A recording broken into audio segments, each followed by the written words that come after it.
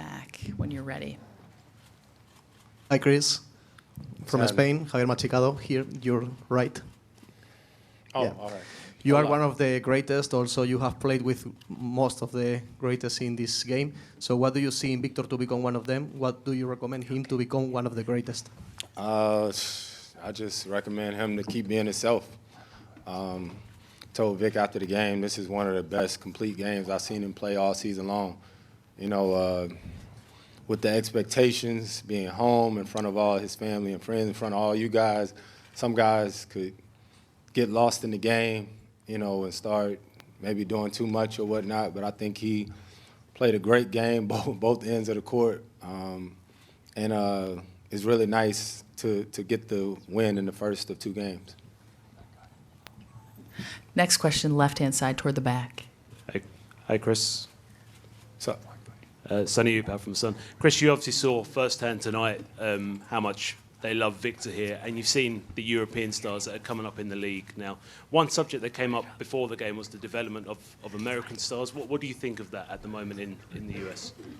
what? The development of more US-born stars, because there's obviously a lot of European stars coming up in the league now. Yeah, I'm heavily involved in grassroots basketball, you know, like AAU and all of that. I know a lot of people try to knock it, but I love it, you know, first of all, what it gives you the opportunity to do. I have kids who are learning the game growing up, and I think now, you know, kids also got to get back to watching the game. You can learn a lot from watching and making sure that they're well coached. You can tell that a lot of these guys like Victor and stuff like that have been well coached or whatnot. So I think just continuing to teach the game. Obviously, there's a lot of training going on, but you got to get back to teaching and just continuing to watch it grow. Thanks, Chris. Right in the middle here. Hi, Chris. Damian Karikowski, Stefan Hanasa from Poland. Hi. Poland. I don't know none of that. Congrats on a great game. I just wanted to ask you, because you've had a little bit of slump this year, 2 games won in last 8. How do you approach this type of game as a veteran that you had a blowout and right now you are trying to just make the momentum before the All-Star break?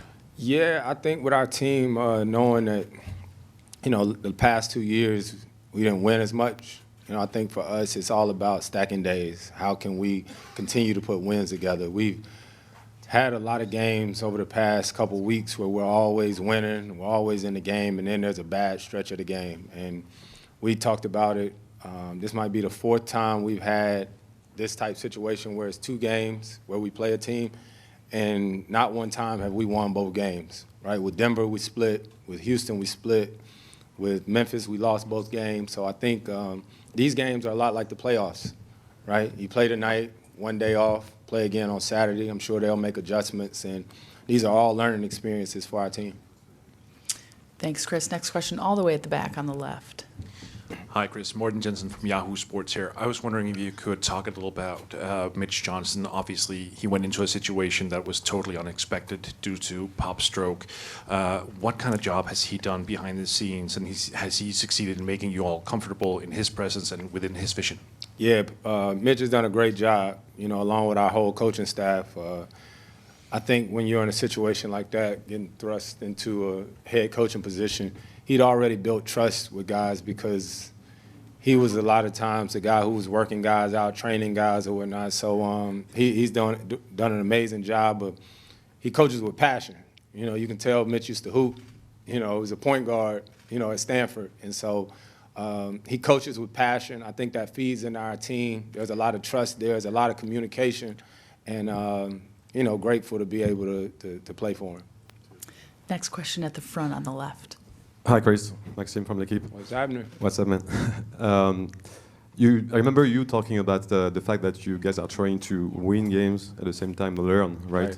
So do you like the learning curve where you guys are right now? And you just talk about the playoffs. So does it still look like it's doable? I mean, yeah, we got to win.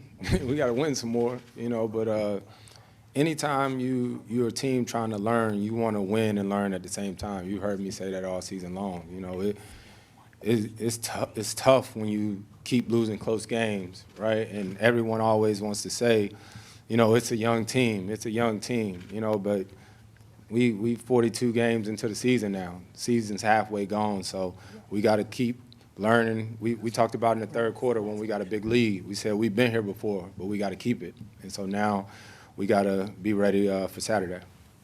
Hey, Right up Chris. front. Can you, just here, can you speak a little bit about the third quarter? It was the key for you tonight? Yeah, the third quarter, I think it was our defense. You know, when we play teams like this where they're very offensive oriented, you know, sometimes we can fall into the trap of just trading baskets, and we just kept talking about our defense has been our identity all season long. So we just wanted to get stops and get out in transition, and guys did a great job. I think we had, what was it?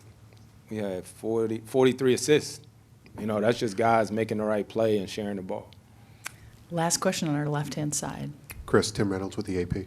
Right-hand Guys always say that no matter what the circumstances are, big game, big event game, whatever it is, when the ball goes up, it just feels like ball. Did that hold true tonight, or did this one feel a little bit different? I mean, it was interesting. Moving around as much as I moved around the last few years, the game felt like an all-star game at the beginning. I'm saying just the court side, all the people in there, the fanfare, you know what I mean? It just felt like an all-star game until the ball was thrown up, you know? So I think that's actually good for our team. You know, our team hasn't really had an opportunity to play in those big-time games. You know, I think one of the biggest games we had this season was that game against Phoenix that would have put us in the NBA Cup. So the more we can get these types of games and get that sort of playoff feel, the better for our team. Thanks very much, Chris. No problem. Enjoy Thank the you. win.